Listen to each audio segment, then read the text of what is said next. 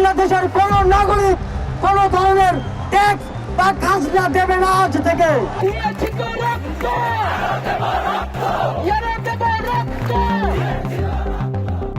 জুলাই গণঅভ্যুত্থানের পরিচিত মুখগুলো বাংলাদেশের মানুষের চেনা। এদের মধ্যে অন্যতম ছিলেন আসিফ মাহমুদ সজীব ভুঁইয়া ও মাহফুজ আলম। প্রধান উপদেষ্টা ডক্টর মোহাম্মদ ইউনূসের মন্তব্যের জেরে আন্দোলনের মাস্টারমাইন্ডের তকমাও যুক্ত হয়েছিল মাহফুজ আলমের নামের সাথে।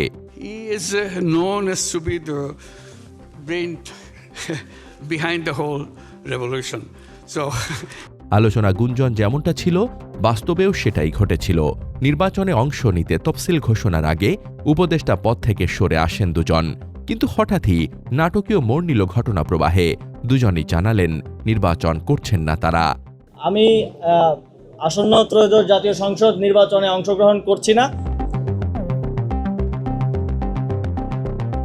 কিন্তু কেন তারা সরে দাঁড়ালেন? দুজনের প্রবল আত্মবিশ্বাস হারালো কোথায়? নির্বাচন থেকে পিছুটানের আসল রহস্য কি? প্রথম কারণটি রাজনৈতিক। ছাত্রদের দল এনসিপি জোট করেছে জামায়াতে ইসলামীর সঙ্গে।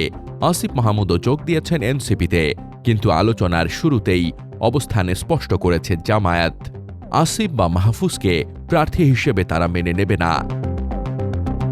জামায়াতের যুক্তি অগ্রাহ্য করতে পারেনি এনসিপি। উপদেষ্টা হিসেবে গত 15 মাসে আসিফ আর মাহফুজের বিভিন্ন কর্মকাণ্ড যথেষ্ট বিতর্ক সৃষ্টি করেছে। জামায়াতের বক্তব্য হল, তাদের প্রার্থী করা হলে সেই দায় পড়বে জোটের ওপর। তাছাড়া মাহফুজ বিভিন্ন সময়ে জামায়াত ও মওদুদিবাদীদের প্রসঙ্গ টেনে বিতর্কিত ফেসবুকে স্ট্যাটাস দিয়েছে। তার এইসব স্ট্যাটাস দিয়ে দলের নেতাকর্মীদের ক্ষোভ এখনও দূর হয়নি। দ্বিতীয় বড় কারণ হল নিরাপত্তা ও আইনি জটিলতা। অভিযোগ রয়েছে, আসিফ মাহমুদ উপদেষ্টা থাকাকালে তার পিএসের বিরুদ্ধে দুর্নীতির তদন্ত শুরু হয়েছিল, কিন্তু সেটা পরে থমকে যায়। এছাড়া 10,000 তরুণকে অস্ত্র প্রশিক্ষণ দেওয়া কিংবা নিজের নিরাপত্তার জন্য অস্ত্র রাখার মতো বিষয়গুলো তাকে বিতর্কের তুঙ্গে রেখেছে। বিশ্লেষকদের কেউ কেউ মনে করছেন, আসিফকে প্রার্থী করলে রাষ্ট্রীয় প্রতিষ্ঠান ও প্রশাসনের সঙ্গে সরাসরি দ্বন্দ্বের আশঙ্কা রয়েছে জোটের শরিকদের মধ্যে। এই সময়ে সরকারি শক্তিগুলোর সাথে বিরোধিতায় যেতে চায় না তারা। অন্যদিকে মাহফুজ আলম তার আদর্শিক সংকটের বুলি আওড়াচ্ছেন। এনসিপি যাতে জামায়াতের বি টিম না হয় সেজন্য শুরু থেকেই সোচ্চার ছিলেন তিনি, কিন্তু এনসিপি শেষ পর্যন্ত জামায়াতের জোটের অংশই হল। মজার বিষয় হল, মাহফুজ নিজে নির্বাচন করছেন না, কিন্তু লক্ষ্মীপুর 1 আসনে জামায়াত এনসিপি জোটের প্রার্থী হয়েছেন তারই ভাই মাহবুব আলম। তবে মাহফুজ দাবি করেছেন দীর্ঘমেয়াদী রাজনৈতিক সমাধানের জন্য কাজ করবেন তিনি, কিন্তু সমালোচকরা মুখ বন্ধ রাখেননি। অনেকেই তার এই বক্তব্যকে মুখ বাঁচানোর চেষ্টা হিসেবেই দেখছেন।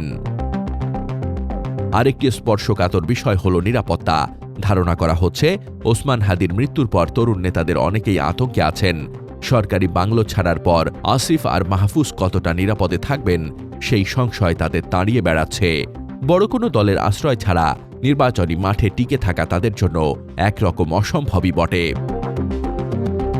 নির্বাচনের আশা ছেড়ে আসিফ মাহমুদ এখন এনসিপির মুখপাত্র, আর মাহফুজ আলম এখনও দলের বাইরে।